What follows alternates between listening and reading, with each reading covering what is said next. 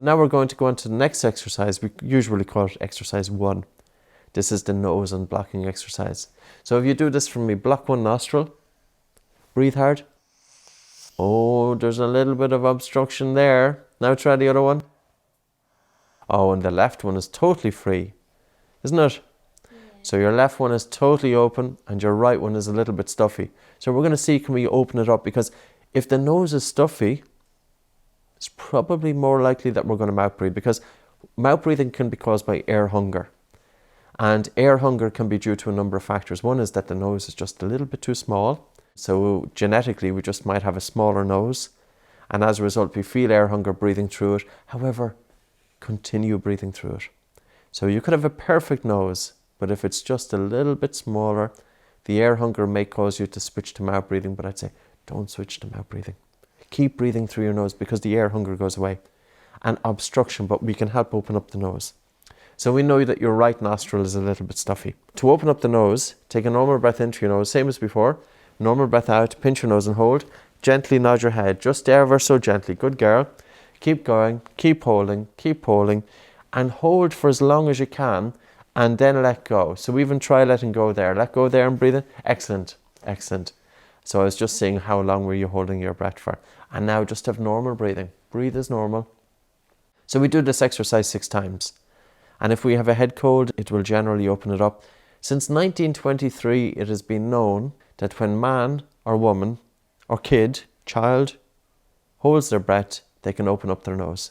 It's pretty amazing, isn't it? Since 1923. Okay, so it's like magic. It literally, when you hold your breath, it opens up the nose. So if you've got a head cold or if you've got rhinitis, and we know that in the United States, 40% of children have rhinitis. And it's probably pretty similar in Europe and in Ireland. Okay? And again, take a normal breath into your nose, normal breath out, pinch your nose and gently nod your head up and down. So you're swimming underwater. Keep going. You know, all that stuff that you're throwing into the bottom of the pool. Keep going. Keep swimming. Keep holding your breath. Keep going for as long as you can. Excellent. That's it. Excellent. And it's a very normal thing for human beings to hold their breath. When you go swimming, do you sometimes throw something down to the bottom of the pool? Yeah. What's it called? Diving sticks. Oh, it's a diving stick, is it? So you throw it down and then you dive in afterwards. Yeah. And you're swimming underwater like a fish and you're coming back up. So that's what this exercise is like. So I want you to pretend that you're underwater. So you're going down for the diving stick, yeah? Okay. So again, whenever you're ready, normal breath into your nose and out through your nose. Pinch your nose, good girl. And gently nod your head up and down. Keep going, keep going, keep going. So you're swimming underwater and you're swimming for as long as you can. And keep going, you're swimming for as long. That's it. And you're really holding the breath for as long as you can. That's good, you're doing it correctly. That's good. All of this will improve. It just takes practice, yeah? It takes plenty of practice. So you're just breathing normal now for about 30 seconds or so. So 30 seconds to a minute just to kind of get your breathing back to normal. Oh, if that's all right. And then we'll do it again. So we're going to do it a few times. So if there was a little bit of mucus trapped in the lungs, sometimes we can bring that up as well. So again, normal breath in through your nose and out through your nose. Pinch your nose and hold. And you're going down after your diving stick. So you can pretend that you're underwater. You're gently moving your head up and down, ever so gently up and down. Keep going, keep going, keep going. Good girl. So the whole emphasis is when you let go, you want to breathe in through your nose. So we'll do that a few times and then we'll do some breathing exercises, yeah? Okay. So you're still feeling, do you have to think about your lips together now or is it happening naturally? It's happening naturally. It is. So you feel the tape is drawing the lips together. And that's really good. So you can still communicate. You could be watching TV or you could be reading your book, playing with toys. So it's really important when children are distracted. That's when we get them wearing myo tape. So because if they forget about the mouth open, the tape is going to automatically remind them to bring their lips together because they feel the tension. Yeah? And again, normal breath in through your nose, normal breath out, pinch your nose and hold. Good girl. Gently nod your head up and down, holding your breath. Keep going, keep holding, keep going, keep going, keep going.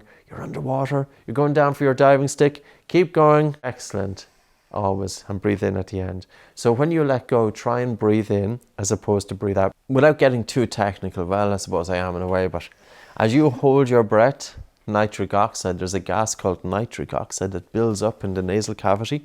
And when you release your nose, you want to breathe in, so you're carrying that nitric oxide into your lungs, and it opens up the airway like magic. So just as it opens up our nose, it also opens up our lungs, because it's one airway. It's not that the nose is totally disconnected to the lungs. The nose and the throat and the trachea and the bronchi and the bronchioles, all connected. So that's why it's very important that we breathe through our nose to protect the lungs. And again, Laurie, take a normal breath in through your nose, normal breath out, pinch your nose, hold, gently nod your head up and down, keep holding, good girl, keep going, keep going, keep holding, keep going, keep going, keep going, good girl. Okay, and when you're in school, do you sometimes hear the kids coughing around you? Yeah. Yeah, I'd say it's fairly common, is it, especially this time of year? Yeah. Okay, so do you think it makes sense that if there was a child beside me and the child is coughing, cough, cough, cough, and during the coughing, what comes out of the mouth? Germs? Yeah. And another child is sitting there with the mouth open, and you've got one child that's coughing, and all the germs is coming out of that child's mouth. Do you know what I would be doing? Breathing through my nose. Absolutely, because what will that do? That was stuffy from getting germs. Exactly. And even if the germs comes into the nose is able to deal with it, but the mouth isn't. It doesn't make sense, does it? That if there's a child coughing and you have another child with their mouth open, so all the germs is coming out of one child's mouth and into another child's mouth. That kind of doesn't make sense. A bit gross, really, isn't it? Yeah, I think if once the kids realise that, it will really encourage them to breathe through the nose. Yeah? Okay. Shall we go again? Normal breath in through your nose, normal breath out, pinch your nose, hold, excellent, keep going, keep going, keep going. So you're going down for your diving stick, excellent, keep going, keep going. Keep holding for as long as you can. Keep going, excellent stuff. Well done. And that will start to free up the nose. And when we can open up the front part of the nose, we know then that the obstruction is due to rhinitis. So the child may have hay fever, which would be allergic rhinitis, or they might just have a stuffy nose all the time, which is perennial rhinitis.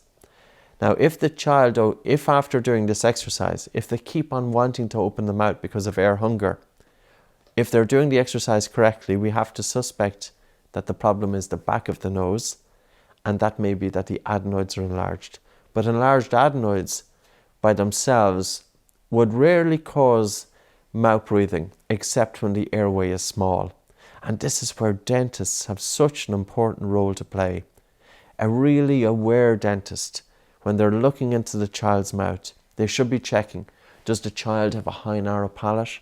Does the child have a narrow maxilla? Are the jaws just a little bit set back or a little bit narrow? In other words, anatomically, does the child have a good airway? Because a good airway is absolutely vital for sports and for sleep. And what's more, not just a good airway, because breathing is pretty important, isn't it? Yeah. We can't survive it if we stopped breathing, like you can hold your breath for a few seconds, maybe for a minute, but that's about it, So breathing is so, so important. So with breathing, airway is very important. And airway is the pipe that takes the air from the nose to the lungs. And oxygen is transferring from the lungs into the blood. And that oxygen-enriched blood then is delivering oxygen to the cells. And that's fueling the metabolism. So when you go for a run, you need oxygen. And that's influenced by breathing through your nose. You get more oxygen into your blood by breathing through your nose rather than less. And nose breathing is also targeting our main breathing muscle, the diaphragm. Can we go again? Yeah. Normal breath in through your nose and out. Pinch your nose, hold, and nod your head up and down. Keep going, keep holding, keep going, keep going, keep going, keep going, keep going, keep going, keep going. Excellent. Okay, so you might have a little bit of a head cold at the moment. Just block that, you do. Just block the left nostril. That one was free anyway, wasn't it? And now try the other one. Okay, it sounds better.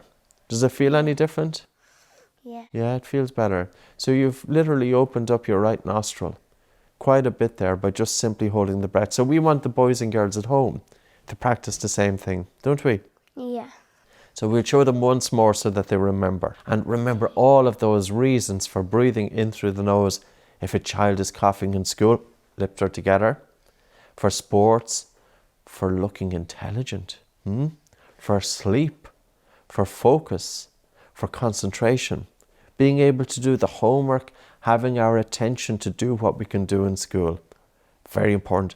And also nose breathing, it makes sure that our mouth is moist. When we have a moist mouth, we have less dental problems. Yeah. So we want the tongue resting up in the roof of the mouth. And the lips should be closed. So we're breathing in and out through our